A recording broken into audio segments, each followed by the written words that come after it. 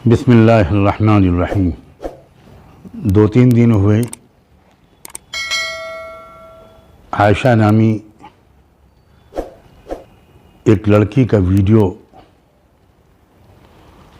जो उसने ख़ुदकुशी से पहले रिकॉर्ड किया था वो वायरल हुआ। उसने पूरी दुनिया के दर्दमंद और हसास लोगों के दिलो दिमाग को झिझोड़ कर रख दिया। अगले ही दिन मुझे एक सफ़र पर निकलना था, तो फौरी तौर पर मैं कोई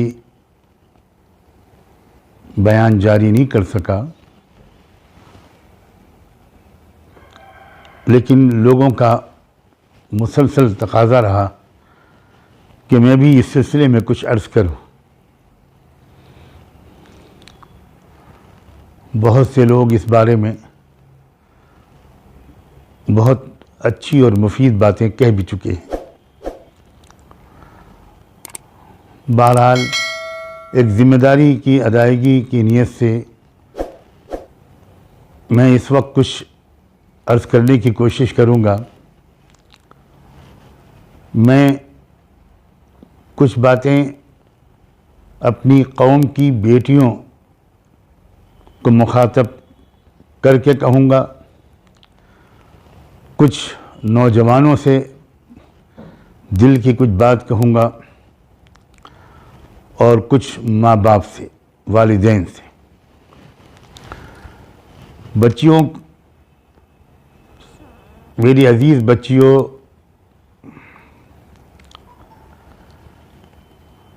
ज़िंदगी, मोहब्बत और शादी की असल हकीकत को समझने की कोशिश करो।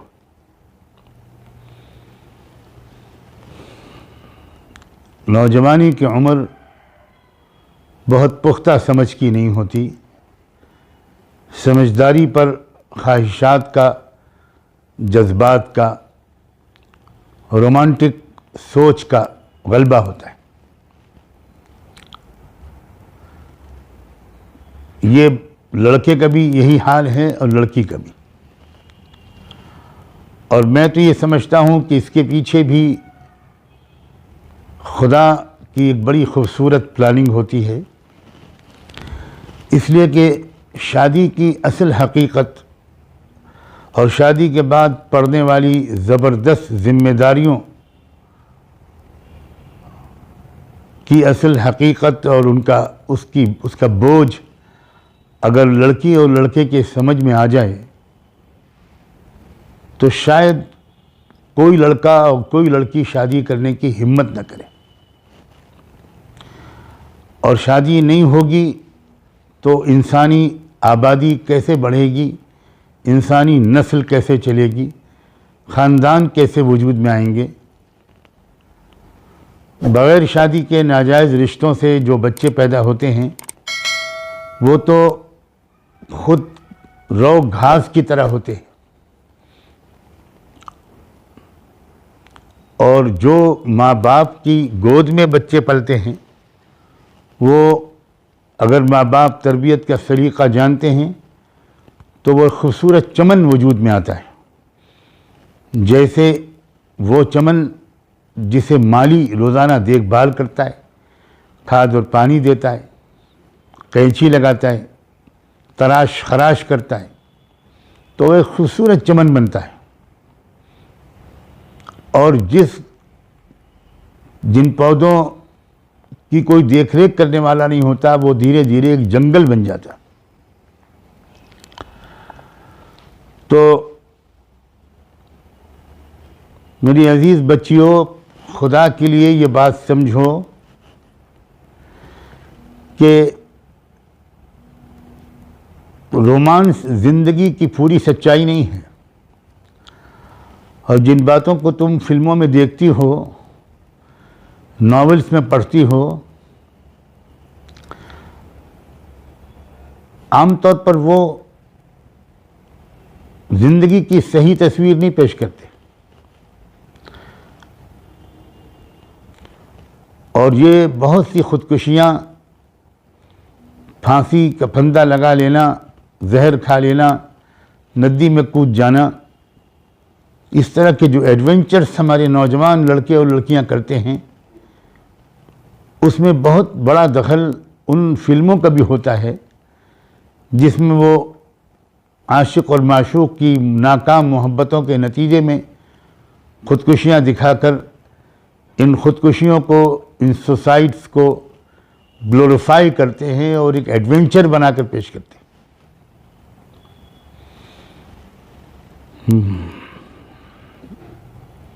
बच्चियों, मेरी अजीज़ बच्चियों, पूरी दुनिया में फैली हुई आयशा की तमाम बहनों,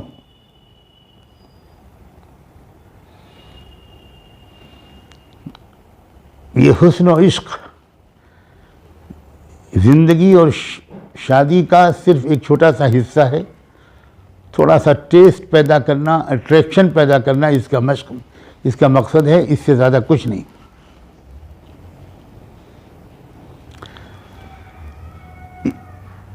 वो तमाम बच्चियां जो जिन तक की मेरी आवाज़ पहुँचे, वो खुदा के लिए अभी से सीरियस हो जाएं। वो समझें कि ससुराल जाकर उनको ज़िंदगी कैसे गुजारनी है। वो सीखें, अपनी माँओं से इसरार करें कि प्लीज़ मम्मा मुझे सिखाइए कि जब नए घर में अगर मैं जाऊंगी और मेरी किस्मत में लिखा है तो मुझे वहाँ कैसे बिहेव करना होगा। क्योंकि बच्चियों, बहुत बड़ी कुर्बानी एक लड़की देती है कि जिस घर के आंगन में वो खेलती है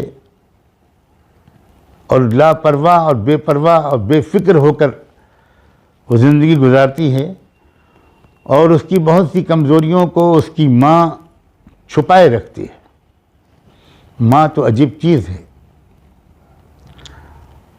वो अचानक जब ससुराल जाती है तो वो एक नई दुनिया में जाती है जहाँ उसको मोहब्बतें हासिल करनी पड़ेंगी अपने अखलाक से, अपनी अक्लमंदी से, अपनी समझदारी से, नाकाबिल बर्दाश्त चीज़ों को बर्दाश्त करने से। क्योंकि मेरी बच्चियों, मैं ज़रा साफ लफ्ज़ों में कहना चाहता हूँ, ससुराल में इक़्तिदार की, पावर की जंग शुरू होती है। मैं बहुत अहम बात कह रहा हूँ, पावर स्ट्रगल। क्योंकि उस वक्त तक घर की मालिका तुम्हारे शौहर की माँ यानी तुम्हारी सास होती है। जब तुम वहाँ जाती हो तो 2-4 दिन की मोहब्बतों के इजहार के बाद सास को ये महसूस होने लगता है कि अब मेरा इक़्तिदार किसी और की तरफ सरक रहा है, अब कोई और चलाएगा इस घर को। और ये वो बेचारी सास, और मुझे कहने दो कम अकल सास, कम समझ सास, वो उसी वक्त उस बहू को अपना एक हरीफ समझने लगती है कि ये मुझसे मेरे पावर को छीनने के लिए आई है। वो तुम्हारे शौहर की बहन और तुम्हारी नंद, वो भी अजीब निगाहों से तुमको देखना शुरू करती है। शुरू में 2-4 दिन दिखावे की खुशी और मोहब्बत के बाद जब ज़िंदगी नॉर्मल होती है तो फिर उसके बाद अब मसला शुरू होता है। बहन कहती है मैं ससुराल में जाकर खिदमत करूँगी, अभी तो भाभी को सब काम करना चाहिए। और अजीब अजीब छोटी छोटी चीज़ों पर झगड़े शुरू होते हैं।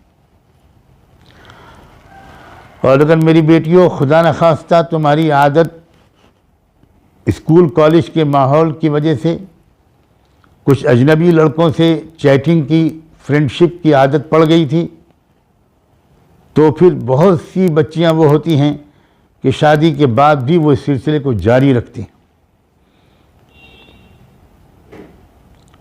और हमारा समाज ऐसा है, और क्यों ऐसा है मैं ज़्यादा टाइम नहीं लूँगा, वरना इस पर भी रोशनी डालता कि गलती चाहे लड़के की हो, सज़ा लड़की ही को भुगतनी पड़ती है। खरबूजा छुरी पर गिरे तब, छुरी खरबूजे पर गिरे तब, कट्टा खरबूजा ही है, चाहे सारा जुर्म लड़के का हो, लेकिन बदकिस्मती से हमारे पड़ोस की समाज की बुरी आदतों की वजह से, और मैं किसी और को क्या इल्ज़ाम दूं, इस वजह से कि हमारे अक्सर माँ बाप बच्चों को कुछ नहीं सिखाते, कोई तरबियत नहीं करते। बहुत ज़्यादा दीनदार हुए तो नमाज डांट डांट के पढ़वाने लगते हैं। इस बात को मैं तब वो ज़्यादा वजाहत से कहूँगा जब मैं माँ बाप से बात करूँगा। अभी तो मैं बच्चियों तुमसे अपनी बात पूरी कर लूँ। प्लीज़ बच्चियों, ज़िंदगी की असल सच्चाई को समझो। बिलाशुबा ज़िंदगी को पुरकशिश बनाने में अल्लाह ताला ने मर्द और औरत के अंदर एक दूसरे के लिए कशिश रखी है। ये अल्लाह की प्लानिंग का बहुत हसीन हिस्सा है, लेकिन ये असल ज़िंदगी का मकसद नहीं है। ये हरगिज़ ज़िंदगी का असल मकसद नहीं है। ये तो ज़िंदगी की थकान को हल्का करने और ज़िम्मेदारियों को अदायगी में थोड़ी मदद करने के लिए, थोड़ा रिलैक्स हो जाएं और फिर नए सिरे से नया दिन शुरू करें, नए हौसले और नए इरादे के साथ। असल ज़िंदगी का मकासद कुछ और हैं। तो बच्चियों, प्लीज़ बच्चियों, इस बात को समझो। इसके लिए अच्छी अच्छी किताबों का मुताला करो जो ज़िंदगी का फ़न सिखाएं, जो आर्ट ऑफ लिविंग सिखाएं। और इस्लाम दरअसल ज़िंदगी गुजारने के फ़न का नाम है। इस्लाम खाली बुर्का ओढ़ने और खाली दाढ़ी रखने और टोपी कुर्ता पजामा पहनने और नमाज पढ़ लेने का नाम नहीं है।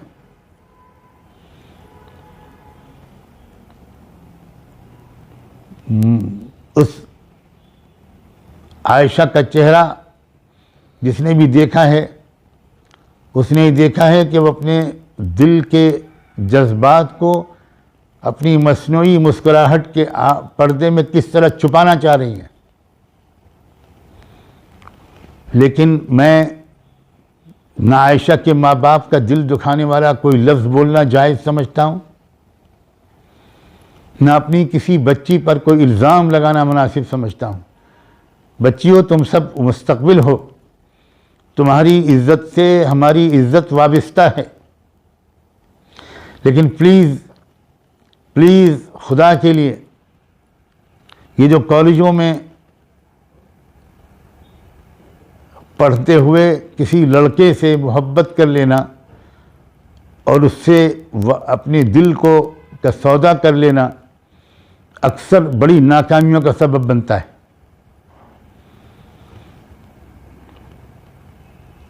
तुम नहीं समझती कि वो लड़का जो तुमको हाई हेलो कर रहा है, जो तुमको आई लव यू और आई मिस यू के मैसेजेस भेज रहा है, उसका कैरेक्टर क्या है।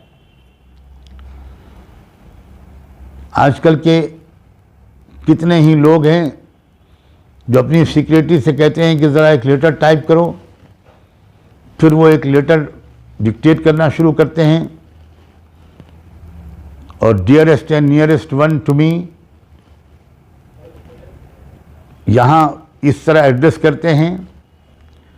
और वो उसकी सिक्योरिटी अगर लड़की होती है तो वो रश करती है कि हमारे बॉस, हमारे सर को जिस लड़की से मोहब्बत और प्यार है वो कितनी खुशनसीब है। हमारे सर तो मिलियनायर हैं और ये किसी लड़की को ख़त लिखवा रहे हैं कि मैं तुम्हारे बगैर जी नहीं सकता, तुम रातों को सपने में आती हो, दिन रात मैं तुमको याद करता रहता हूँ। और जब वो ख़त मुकम्मल होता है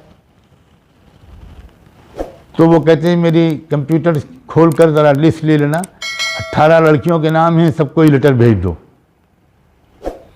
तब हकीकत खुलती है उस सिक्योरिटी के सामने कि हमारे सर कितने बड़े बेईमान, कितने करप्ट, कितने झूठे और कितने बेवफा हैं। और काश कि मेरी ये बात बिल्कुल गलत साबित हो जाए कि आजकल लड़के जो मोहब्बतों के दावे करते हैं वो अक्सर इसी कैरेक्टर के होते हैं। मुझे ये बात मालूम हुई है कि आयशा जब गई थी गुजरात से राजस्थान और जहाँ उसके मामा रहते हैं, ननियाल उसका वहीं है, और हर छुट्टी वो वहीं गुजारती थी, और उसी गांव में वो लड़का रहता था, और वो लड़का बड़े मालदार घराने का था। वहीं से दोनों के दरमियान दोस्ती हो गई। अब ये आयशा क्या जाने बेचारी कि इस लड़के का कैरेक्टर क्या है। उसने इसको खूब मोहब्बतों के वादे किए, और बिल आखिर रिश्ता भी आ गया और शादी भी हो गई। और आयशा के गरीब माँ बाप सोचने लगे कि मेरी आयशा बड़ी खुशनसीब है कि मैं गरीब घराने की लड़की हूँ और मेरी शादी इतने मालदार घराने में हो रही है। या माँ बाप ने भी बड़ी खुशी की होगी, उधार ले लेकर वो सारी शादी की। और ये भी बाज़ चैनल्स ने जिन्होंने पूरा तहकीक करके इन्फॉर्मेशन दी है, जिसमें शायद बीबीसी भी शामिल है, मिल्लत टाइम्स मशहूर यूट्यूब चैनल जो है, उसने भी ये बात बताई है कि असल में तो उस लड़के के अफेयर और लड़कियों के साथ भी चल रहे थे।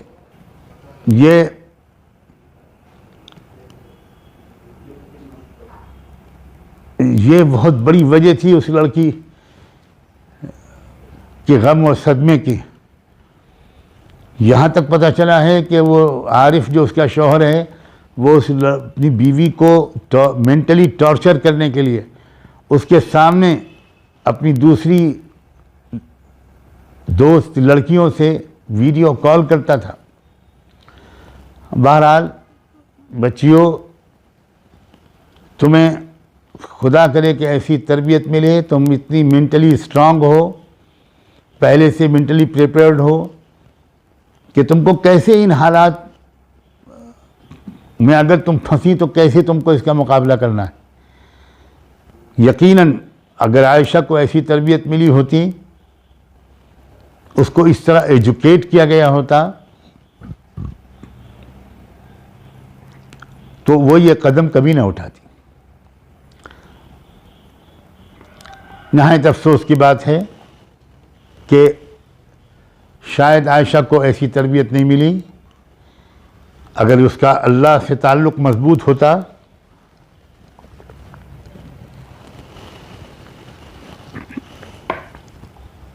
और अपने दिल के गमों को वह अल्लाह के सामने रखने की आदत उसकी होती, सजदे में गिर कर दुआएं मांगती, तो कुछ और बहुत कुछ बेहतर हो सकता था। बहरहाल जो होना था वो हो गया। बच्चियों, इस्लाम को समझो, इस्लाम को जियो। Please understand Islam, please live Islam, please enjoy Islam. और ये मत समझना कि इस्लाम खाली नमाज रोज़े का नाम है। हर किस्म के हालात का मुकाबला करने का फ़न सिखाता है इस्लाम, सेल्फ़ कॉन्फिडेंस सिखाता है इस्लाम, मैच्योरिटी देता है, अक्ल की पुख्तगी सिखाता है इस्लाम, और न जाने क्या क्या गोशे हैं इस्लाम के। इसलिए बच्चियों, इस्लाम को समझो, इस्लाम की किताबों को पढ़ो, इस्लाम की तारीख़ की लाखों और करोड़ों कामयाब औरतों की लाइफ हिस्ट्री को पढ़ो, और अपने इर्द गिर्द किसी अच्छी मुस्लिम समझदार खातून को भी अपना उस्ताद बनाओ, वगैरह वगैरह। ये मेरी गुजारिशात, ये मेरे मोहब्बत भरे मशवरे बच्चियों के लिए। बात बहुत लंबी ना हो जाए, इसलिए मैं अब बच्चों से कुछ कहना चाहता हूँ, नौजवान लड़कों से। ए मेरे अजीज़ नौजवान बच्चों, मुल्क और मिल्लत का तुम मुस्तकबिल हो। तुम ज़रा सोचो कि तुमसे बहुत कम उम्र के लड़कों ने इंसानी समाज में कैसी ज़बरदस्त मुफीद खिदमात अंजाम दी हैं। उन्होंने मुल्क फ़तेह कर डाले, मज़लूमों को इंसाफ दिलाया, बहुत बड़े बड़े कारनामे अंजाम दिए। और एक तुम हो कि सिवाय लैला मजनू के तुमको कुछ पता ही नहीं है। बच्चों, ये बहुत ही पस्त सतह है। अपनी सोच को बुलंद करो, पाकीज़ा बनाओ अपने सोच को, अपनी निगाहों को पाकीज़ा बनाओ, वफ़ादार रहो। कुरान ने ऐलान किया है कि जो पाक दामन होगा उसको पाक दामन शरीक हयात मिलेगी, और जो पाक दामन होगी उसको पाक दामन शरीक हयात मिलेगा। तो ये जो आजकल शादी से बहुत पहले रोमांस शुरू हो जाता है, इसके जो नतीजे निकलते हैं वो बहुत ख़राब निकलते हैं। एक लड़की को ब्याह कर जब तुम लाओ है मेरे बच्चों, तो उसको मोहब्बत और प्यार दो, वफ़ादार रहो, फेथफुल रहो। उस लड़की को इतनी मोहब्बत दो कि वो ससुराल के एक एक फ़र्द से मोहब्बत करने लगे, उसको इज़्ज़त दो। ज़रा ख़ुद अपने को उसकी जगह पर रख कर ज़रा सोचो कि अगर तुमको अपने माँ बाप को, भाई बहनों को छोड़कर कहीं और जाना पड़ता तो क्या तुम एडजस्ट कर सकते थे? ये तो लड़कियों के अंदर अल्लाह ताला ने एक ऐसा मादा रखा है कि वो उनमें से अक्सर एडजस्ट करती हैं, बहुत कुछ बर्दाश्त करती हैं, और आसपास के लोगों को भी अंदाज़ा नहीं होता कि बहुत सी नाकाबिल बर्दाश्त चीज़ों को ये बर्दाश्त कर रही है। लड़कों, तुम्हें तुम्हारे करने के और काम हैं। क्या तुम्हें आसपास की फैली हुई गरीबी दिखाई नहीं देती? तुम अपने दिलो दिमाग को उन गरीबों की खिदमत में थोड़ा सा लगा दो। हफ्ते में एक दिन, 24 घंटे में 2 घंटे किसी गरीब के दुख दर्द को बांटने में लगाओ, तो बहुत बाजारी किस्म की, घटिया किस्म की बातों के सोचने के लिए तुम्हारे दिमाग में कोई जगह ही बाकी नहीं रहेगी। तुम्हारा कद ऊंचा होगा, तुमको रूहानी खुशी मिलेगी, और रूहानी खुशी जिसको मिलती है उसको किसी लव करने की और नाजायज़ मोहब्बतों की ज़रूरत नहीं पड़ती। ए लड़कों, जब तुम्हारी शादी हो तो माँ बाप का इंतखाब हो, और अभी मैं माँ बाप से भी कहूँगा इंशाअल्लाह कि इंतखाब में किस चीज़ का ख्याल रखा करें। तो उस लड़की को प्यार दो, मोहब्बत दो, उसको ये एहसास दिलाओ कि वाकई सच कहा था रहमत दो आलम सल्लल्लाहु अलैहि वसल्लम ने कि अगर मैं खुदा के सिवा बंदियों को किसी और के सामने सजदारेज़ होने की इजाज़त दे सकता तो मैं बीवियों से कहता कि अपने शौहरों को सजदा किया करो। अल्लाह अकबर।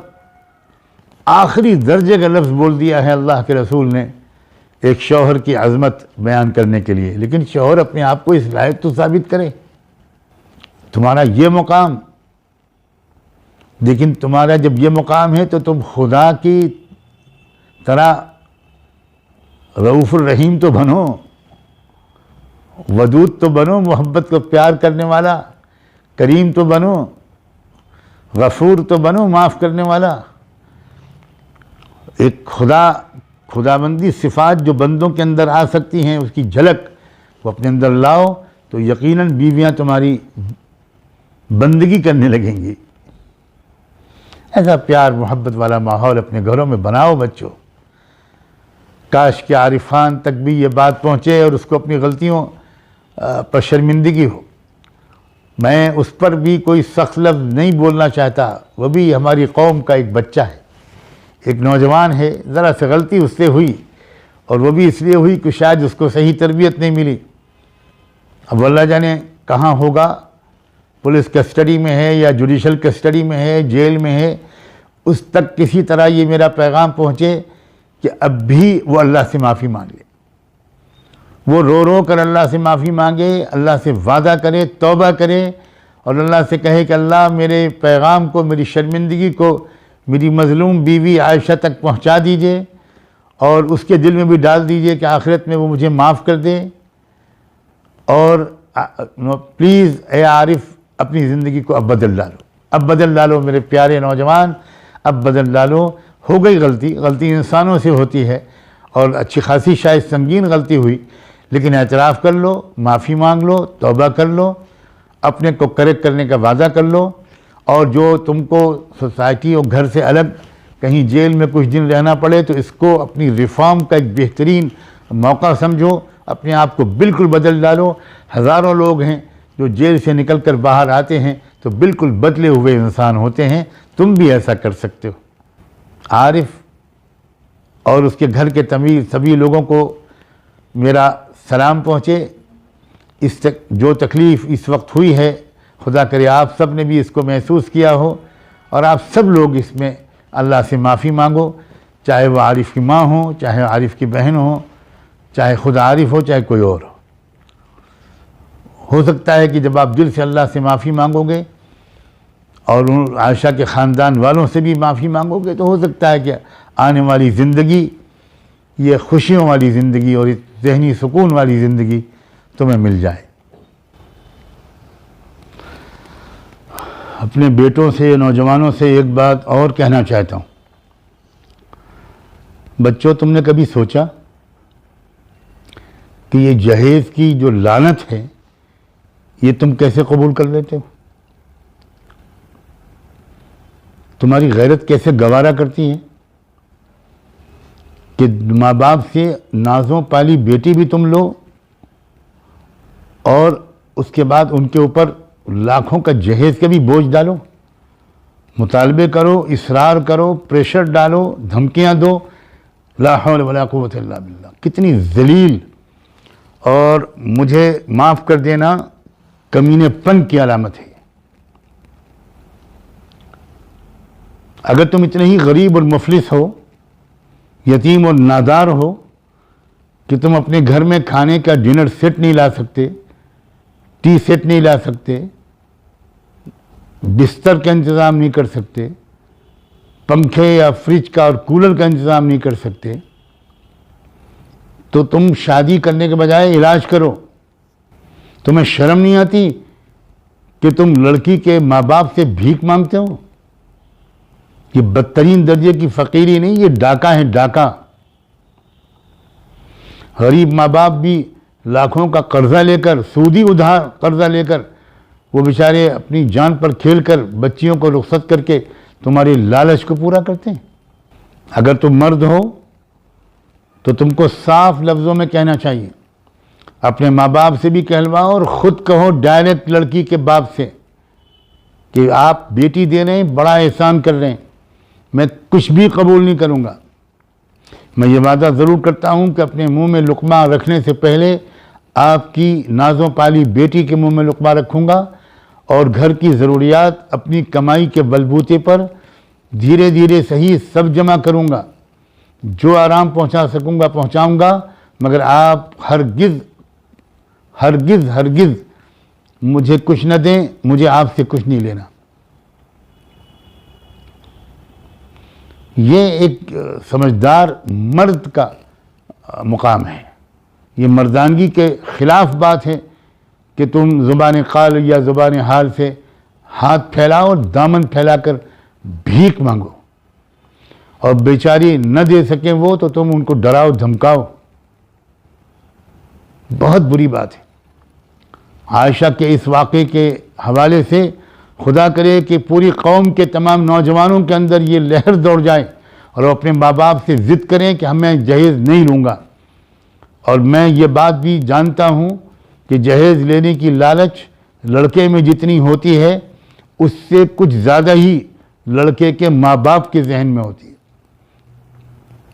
ये बिल्कुल गलत बात है। तौबा कर लेना चाहिए सारे नौजवानों को और कौम के नौजवान ये ऐलान कर दें, जिनकी अब तक शादियां नहीं हुई, ख़ास तौर पर वो ऐलान करें कि हम जहेज़ नहीं लेंगे। मुतालबा तो दूर की बात है, हम कबूल ही नहीं करेंगे। हम अपने घर को खुद सजाएंगे, शादी से पहले जितना सजा सकेंगे सजा लेंगे और शादी के बाद धीरे धीरे कमियों को दूर कर देंगे। ये बात भी हम अपने नौजवानों से उनकी बहुत मोहब्बत के साथ और उनकी खैरख्वाही के जज्बे से कहना चाहता हूँ। मुझे उम्मीद है मेरे बच्चे इस बात पर भी ख़ास तवज्जो देंगे। और अब मैं कुछ बातें माँ बाप से कहना चाहता हूँ। आपने देखा अपनी औलाद की तरबियत न देने का क्या अंजाम हो सकता है। आरिफ के माँ बाप ने भी आरिफ को नहीं कुछ सिखाया, वो नहीं सिखाया जो सिखाना चाहिए था गालिबन, और उसका अंजाम देखिए कि आरिफ किस के बेचारे से वो किस रास्ते पर चल पड़ा। आयशा के माँ बाप से भी ये गलती हुई कि आयशा को भी उन्होंने वो तरबियत नहीं दी, वरना वो ऐसा फ़ैसला बिल्कुल न करती, वो हिम्मत के साथ मुकाबला करती। यही बातें मैं माँ बाप से कहना चाहता हूँ, अपने बच्चों और बच्चियों को इस्लाम सिखाओ। मैं नहीं कहता कि उनको तुम आलिम बनाओ, मौलवी बनाओ, मैं नहीं कहता, उनको अच्छा इंसान बनाओ, उनकी ज़िंदगी की ऊंच नीच सिखाओ। ख़ास तौर पर इस वक्त, इस ज़माने में, अल्लाह अकबर, बेहयाई, बेपर्दगी, फहाशी, उरियानियत, बड़े बड़े गुनाह, बेराह रवी, ये तो इसका तो एक आलमी वबा है, एपिडेमिक नहीं पेंडेमिक है। और हम और आप नहीं देख रहे कि एक आलमी वबा फैली कोरोना वायरस के नाम से, तो उससे अपने को और अपने बच्चों को और हर एक को बचाने के लिए क्या क्या करना पड़ रहा है। मास्क लगाओ, डिस्टेंस रखो, नमाज में भी खड़े हो तो सोशल डिस्टेंसिंग के साथ खड़े हो, हाथ न मिलाओ, फासला रखो, दूर रहो, एहतियात करो, हर उल्टी चीज़ मत खाओ। कमाल है, एक जिस्म को बीमार डाल देने वाली पेंडेमिक से तो इतनी एहतियातें, और इंसान के कैरेक्टर को बर्बाद करके उसको जहन्नम में डलवा देने वाली चीज़ों से कोई एहतियात नहीं। आप सोचो, यही तो एहतियातें करवाता है इस्लाम। काश के माँ बाप आपने अपने बच्चों से कहा होता कि ज़रा फासले रखा करो, लड़के और लड़कियां एक दूसरे से फासला रखें, बेतकल्लुफ़ न बने, दोस्तियां न करें, ज़रा एहतियात रखें। आज कहा गया कि मास्क लगाओ, तो सारी औरतें और लड़कियां मास्क लगाए हुए हैं। यही तो इस्लाम कहता है कि भाई चेहरे को मास्क लगाओ, नकाब लगाओ, ढको में चेहरे को, इसलिए कि बैक्टीरियाज और वायरस फैले हुए हैं जिना और बदकारी के, बेहयाई और बेहूदगी के, माँ बाप के खिलाफ बगावत के, न जाने कैसे कैसे जर्म्स और बैक्टीरियाज फैले हुए हैं। इनसे को अपने को बचाने के लिए मास्क लगाओ, तकवे का मास्क लगाओ, इल्म का, समझदारी का मास्क लगाओ। मगर ये तरबियत माँ बाप अपने बच्चों की नहीं कर रहे हैं, भेज देते हैं उनको को एजुकेशन में। उनके पास मोबाइल भी होता है, उनका इंटरनेट का भी मसला है, वो किससे बात कर रहे हैं, किससे दोस्ती कर रहे हैं, क्या बात कर रहे हैं, कुछ खबर नहीं। इस पैंडेमिक ने एक बात याद दिलाई है कि एक छोटे से कीड़े से बचने के लिए पूरी दुनिया कैसी कैसी तदबीरें कर रही है, और फिर भी क्या नतीजा निकल रहा है। तो वो जो बेहयाई की तहजीब, बेपर्दगी की तहजीब, बदअखलाक़ी वगैरह वगैरह की जो बद तहजीब कहना चाहिए उसको, उसके जो billions and billions and billions viruses हर तरफ घूम रहे हैं। ऐ माँ बाप, ऐ वालिदैन, अपने बच्चों को उससे बचाने की अनथक मेहनत करनी पड़ेगी, आपको निगरानी करनी पड़ेगी, तरबियत करनी पड़ेगी, एजुकेट करना पड़ेगा, और ज़िंदगी गुजारने का फ़न सिखाना पड़ेगा, और जो ख़तरात हैं उनसे आगाह करना पड़ेगा।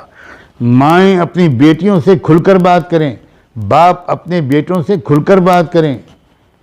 यह है तरबियत। और अफसोस ये है कि ये तरबियत शायद हमारे लाखों में कोई एक आध घर में मिलती होगी। कुछ घरों में नमाज रोज़े की तरबियत मिल जाती है, लेकिन बाप अपने बच्चों के साथ बैठकर खुलकर बात नहीं करता इन मसाइल पर। माँ अपनी बेटियों से खुलकर बात नहीं करती इन मसाइल पर कि बेटी अब तुम बालिग हो रही हो, अब क्या क्या अरमान तुम्हारे दिल में आएंगे, क्या क्या ख्वाब तुमको दिखाई पड़ेंगे, क्या क्या ख्वाहिशात तुम्हारे दिल में आएंगी। बेटा बेटी, इस पर ज़रा कंट्रोल रखना, चंद साल का सब्र करना, अल्लाह से चुपके चुपके दुआ मांगती रहना कि अल्लाह मुझको बहुत मोहब्बत करने वाला पाक दामन ज़िंदगी का साथी दे दीजिए। अब बाप को चाहिए कि यही बातें लड़कों से समझाए और ये कहे कि बेटा लड़कियों से दूर रहना, दोस्तियाँ मत करना, दामन को बचाए रखना, इसका अंजाम बहुत ख़राब होता है। ये बातें हैं माँ बाप जो बिल्कुल नहीं सिखा रहे। काश के ये आयशा का हादसा हर लड़की को भी समझदारी दे दे, चौकन्ना हो जाए हर लड़की, हर लड़का भी समझदार हो जाए, हर माँ बाप भी ज़रा चौकन्ना और होशियार और बेदार हो जाएं। बस मैं इन्हीं बातों पर अपनी इस बात को मुकम्मल करता हूँ। दिल चाहता है कि हर कच्चे पक्के घर में मुझ छोटे से बेहैसियत तालिब इल्म का ये मोहब्बत भरा पैगाम पहुँच जाए, हर बेटी भी सुन ले, हर बेटा भी सुन ले, हर माँ बाप भी सुन लें और इसकी स्पिरिट को अपने दिलो दिमाग में सजा लें। आप सबका बहुत बहुत शुक्रिया। और हो सके तो मेरे लिए भी और मेरे तमाम बच्चों और बच्चियों के लिए, मेरे पूरी फैमिली के लिए आप सब भी दुआओं का एहतिमाम करें। अस्सलामु अलैकुम व रहमतुल्लाहि व बरकातुहू।